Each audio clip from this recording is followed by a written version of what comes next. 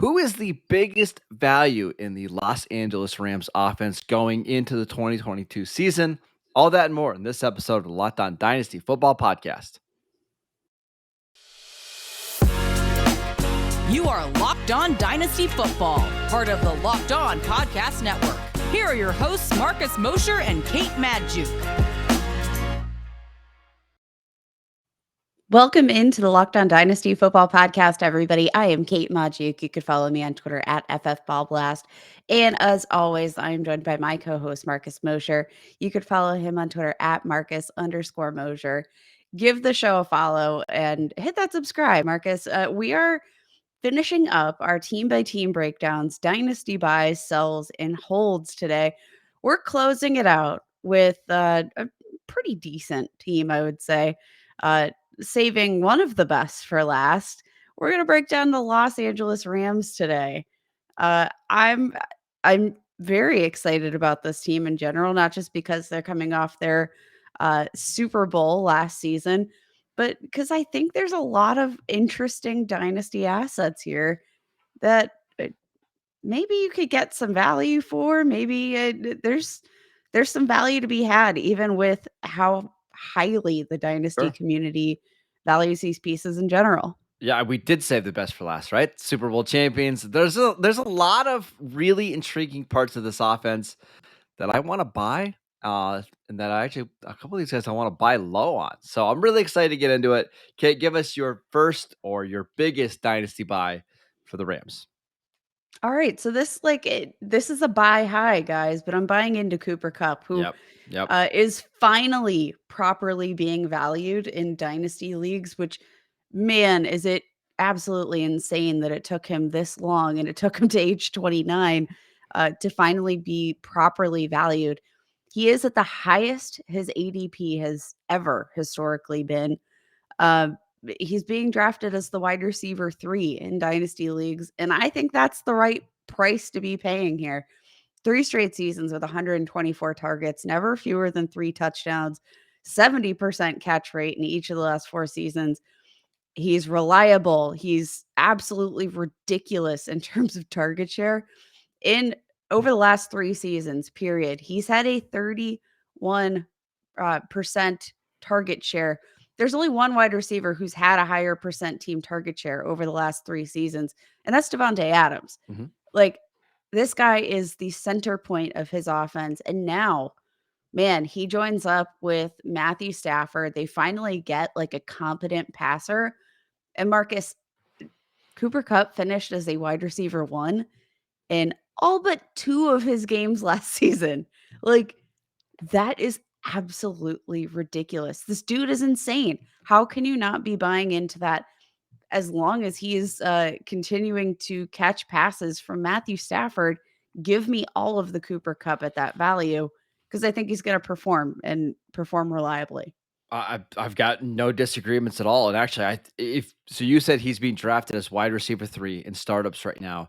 But if you look at like expert rankings on Dynasty League football, he's actually being ranked as wide receiver 6, which means, Kate, there's some value to be had, right? Because we see people ranking AJ Brown ahead of him, Deebo Samuel ahead of him, CeeDee Lamb. And I would trade all of those guys for Cooper Kupp. The only 2 receivers that I'm taking over him, without a doubt, are Jamar Chase and Justin Jefferson. Yep. But I kind of fully expect Cooper Kupp to outscore them this year. Kate, how many games last year do you think in PPR leagues Cooper Kupp had under 20.5 points? I'm going to say, based on the fact that he was a wide receiver 1 or 2 in all but one of his games, I'm going to say 1. Yeah, 3 games under 20.5 points. Those games, 7 for 96 against Green Bay, 18.6. 7 for 92 against Seattle, 16.2. And then just a measly 5 for 64 against Arizona, 11.4. Like, he was almost a lock every single week to give you 25 points. He averaged in PPR leagues 26 points per game. Only 2 other receivers were over 20 points per game. That was Deebo Samuel, 21.2, Davante Adams, 21.5. He was giving you a 4.5 point advantage over the number 2 receiver on a weekly basis last year. That is insane. And I It's honestly, insane. I don't see how it drops that much. It's going to dip a little bit. Maybe the touchdowns regress a little bit. But I mean, Kate, like it would be a shock to me if he doesn't average 20 points a game this season with Matt Stafford in year 2. Yeah. He's about as consistent and as safe as it gets. Yeah, and, like, the beautiful thing is that this isn't I mean, like, the historic production, yes, that is a one-time thing that we've seen from him so far, but, I mean, we've seen the reliability, we've seen the high catch rate almost every season of his career. We've seen the high target share in years prior. So, like, we know who he is as a wide receiver. It's not like he's also never scored touchdowns. Had 10 touchdowns back in 2019. Just absolutely ridiculous. Averaged 115.5 receiving yards per game this season. Ranked 5th among wide receivers in yards after the catch per reception. So, like, he's still doing it on his own, even though he's at the helm of a good quarterback. I'm buying into him, period. Yep. And you know, like, even if you want to talk about the age factor, he is older. He's 29 years old heading into this season. But you know what? Like, he's built like a tank, honestly. Like, not built like a tank, but he's built like a tank, man. Tore his ACL in 2018 and only missed 8 games, Marcus. Outside of that instance, outside of the torn ACL, he has missed just 2 regular season games Yep. in his career. Like, Yep. reliable in every single sense of the word. I have no concerns about his aging because, I mean, he's a superstar. He's Well, tied to this offense. He's tied to this quarterback. Let's stop undervaluing wide receivers just because they are 29 years old. We've seen plenty produce into their 30s. and just to be clear, he just turned 29 in June.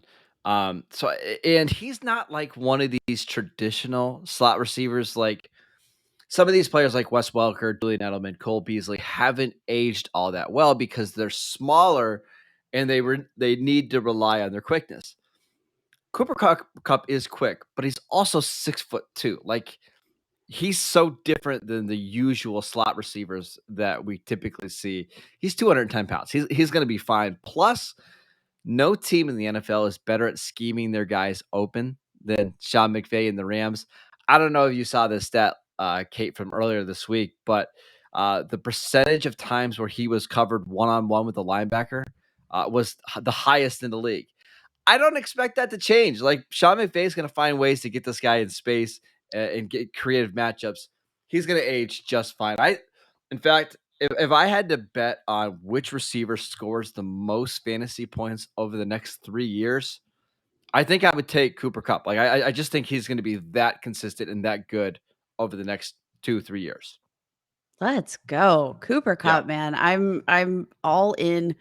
I just think he's like, this is one of those few instances. I know we always play the buy low, sell high game, but like Cooper Kupp is one of those guys that I'm paying up for, and I don't care. Just give me all the Cooper Kupp and I'll take it. What are you willing to pay for Cooper Kupp? Let's say you're a team that maybe has a little bit of wide receiver depth to spare. What do you think about Cooper Kupp for DK Metcalf in a 2021 112? Done. Sign me up. I think I would give up multiple receivers after the top 8 for Cooper Kupp. Like if it was, let's say it was DJ Moore and Deontay Johnson, or if it was DK Metcalf and Terry McLaurin, like that's the value that I would give up with Cooper Kupp, and I wouldn't even think twice about it. Cooper Kupp or T. Higgins 112 and a 2023 first. Cooper Kupp. Beautiful. Look at this. I want to tie in this trade real quick just because I'm like astounded. Because give me Cooper Kupp. It's Cooper Kupp and a 2023 first round pick for Jerry Jeudy, the 105, the 2022 105, and a 2023 third round pick. My God, I would do that all for Cooper Kupp straight up. I mean, like period. without even Yes, getting like the first round pick back. Yep. it always just goes to show you, like, some of these trades, I know they're not going to go down in every league. I always like to give those examples, but like when we're looking at the Dynasty League Football Trade Finder, like those are real trades Yep. that happen. Such a cool tool. And like it shows you that these trades do happen in real leagues. Like Yep. Yep, I just agree. bonkers. Go out Give and me trade Cooper for Kupp. Cooper Kupp is what we're trying to tell you. Yeah. I want to tell you guys about one of our new partners, Dave. Hindsight is 2020, and you can't change the past. But what if you could get a little bit of help from your future self? Maybe you'd ask to borrow a little cash. Now you can with Dave. Dave is the banking app that can help you get up to $500 instantly with extra cash. That's more money to fill your tank, buy a wedding gift, or catch up on bills. You can finally tackle those expenses that have been stressing you out without any hangups. There's no interest and no credit check needed. Millions of people have already downloaded the Dave app to get financial relief they need with extra cash. So if you're in a pinch and you need some help, download Dave and think of it as a helping hand from your future self. Download the Dave app from the App Store right now. That is Dave, Dave.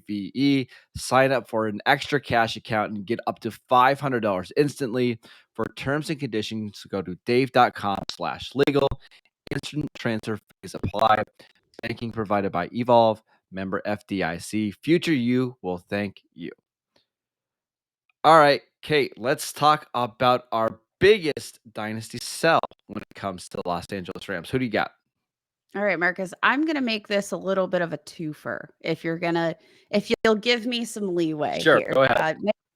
May I have the floor, Yep. sir? All right. So I'm gonna make this sort of like a buy or a sell/hold segment because I think the discussion for both of these players is intricately interwoven. I'm selling Cam Akers, who being drafted right now as of July's batch of Dynasty ADP, being drafted as the RB 13 in Dynasty leagues. I'm holding Darrell Henderson, currently sitting at RB 48. That is behind guys like Cordero Patterson, Melvin Gordon, who is like ranked top 5 in touches in the NFL. Like, and we know he's not like going to be scooting for a lead role in anytime soon. The intricacies of these guys together, though, came when I was just doing my research for Cam Akers because I was realizing there are plenty of question marks about Cam Akers. Came back from the torn Achilles, did not look good. Like I don't He know was if that's a objectively hot bad. take. He was bad. It was objectively bad, and I'm not saying that it's not like surprising. He came back from a torn Achilles, which like we know is a catastrophic Mhm. injury, and we know it's difficult to see any players return from that injury, let alone see these players perform well. Like it's just kind of unheard of. But over the last 4 games, in his postseason, uh, 3.2 yards per carry, 2 yards per carry, 3.6, literally in the final championship game this year for the Super Bowl, rushed 13 times for 21 yards. Like objectively bad, Marcus. It's not good. And did look a bit better, like let's say last postseason, where Mhm. I mean he just absolutely ran all over the Seahawks, ran all over the Green Bay Packers. Like I don't know if he's the same player that he was before. I wasn't a Cam Akers fan coming out of college. I know I was in the minority there, but like he played well when given the opportunity. But is he the same player? I don't know. And that price tag of 13 is like uh, a little shocking to me.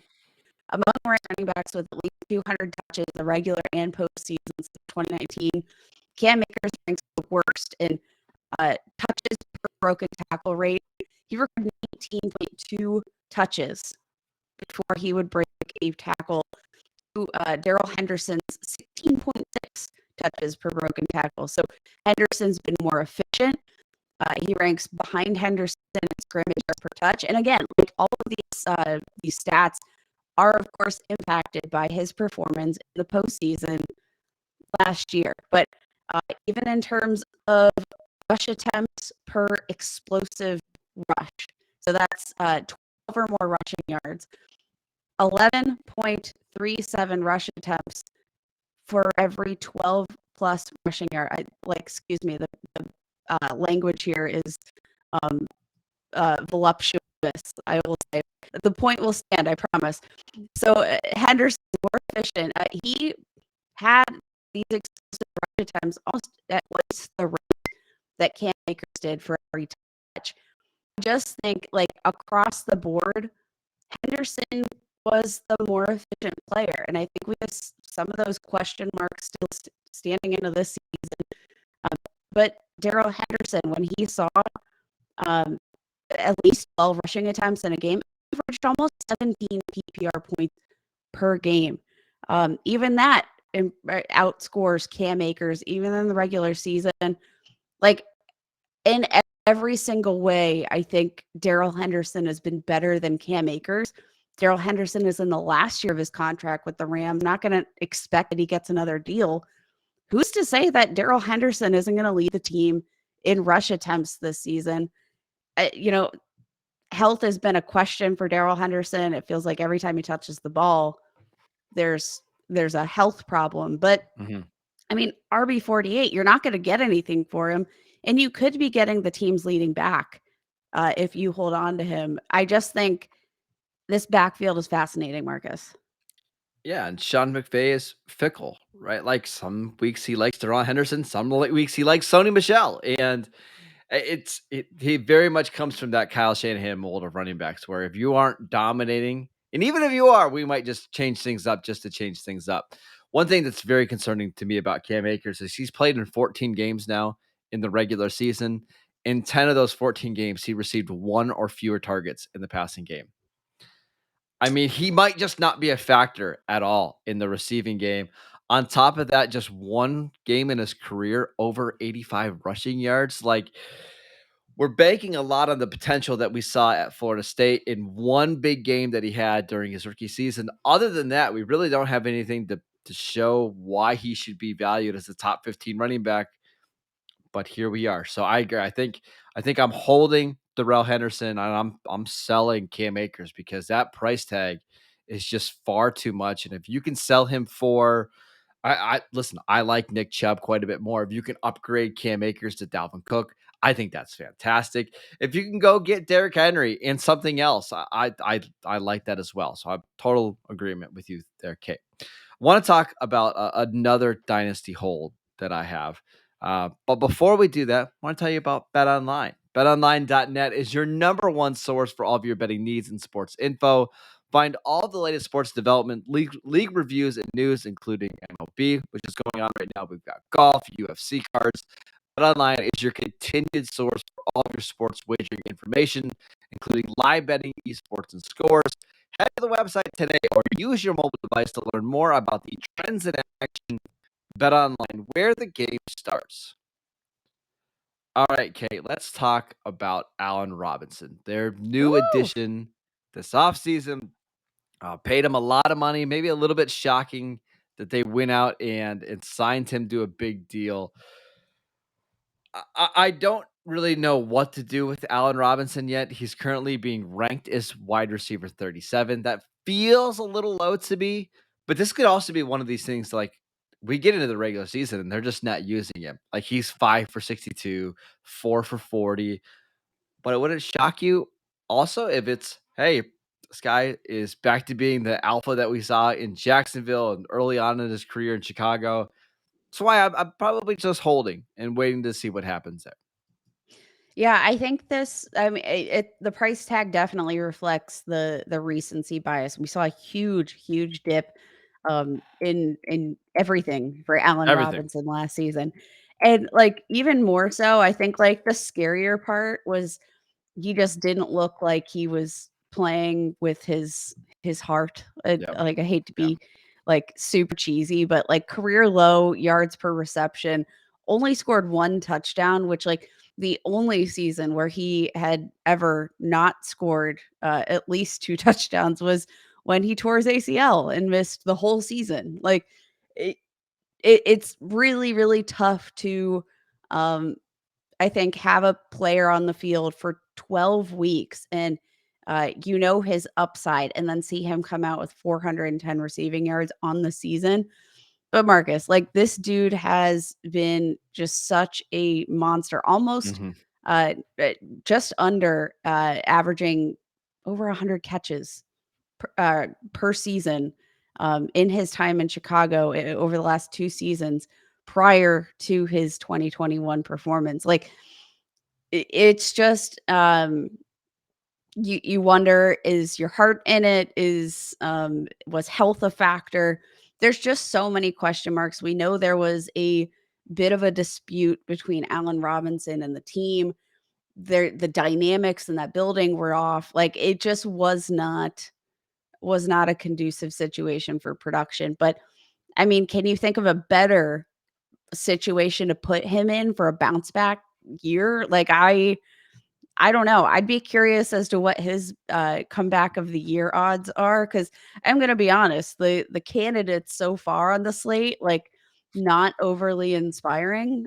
Like, you've got what we said, Jameis Winston and Deshaun Watson. Like, I don't know, give me Allen Robinson for comeback player of the year. Well, Uh, one of the reasons why is he could just see a ton of targets. Like we were seeing last year, Robert Woods before he got hurt, he was averaging 8 targets a game. That's about 140 targets over the season. If Allen Robinson sees 140, 150 targets, he's putting up at least 1,100 yards, and he's probably a pretty good bet to score double-digit touchdowns. So we've seen Robert Woods perform as an RB2, or excuse me, as a wide receiver 2 in the Rams offense. We saw Odell last year playing as the number 2 receiver opposite of Cooper Kupp, performing as a wide receiver 2. As long as Allen Robinson can stay healthy, I expect him to finish as a wide receiver too. It's just, can he stay healthy, and what's the upside? What's his week to week projection look like? But I'm still in, so that's why I'm holding it. Allen Robinson, by the way, plus 2,000 to win Love it. comeback player of the year. Yum. 20 to 1. I like it. Like it a lot. Give me that. All right, that is it for today's show. Thank you guys for tuning in. We want to thank you for making Locked On Dynasty your first listen today. Now make your second listen to Locked On NFL podcast. Our national NFL experts and insiders keep fans dialed in with the biggest stories and the latest news from around the league, because an offseason doesn't equal a break in the action. Follow the Locked On NFL podcast wherever you get podcasts, all the same places that you would download the Locked On Dynasty podcast. You can check us out over on YouTube, where we post shows every week. You can check out us on Twitter at Locked On Dynasty. You can follow Kate at FF Ball Blast. I'm at Marcus_Mosher. We finished our 32 team previews. Now it's time to start getting ready for the season. We got the Scott Fish Bowl starting on Monday. If you are a big fantasy player, you know what that is.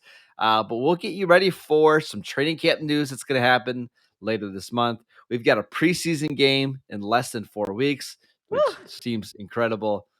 So it's going to be a busy it's time all for happening. It's yeah, real. yeah. We've made it, Dynasty fans. We've made it. We'll see you guys right back here on Monday. Bye, guys.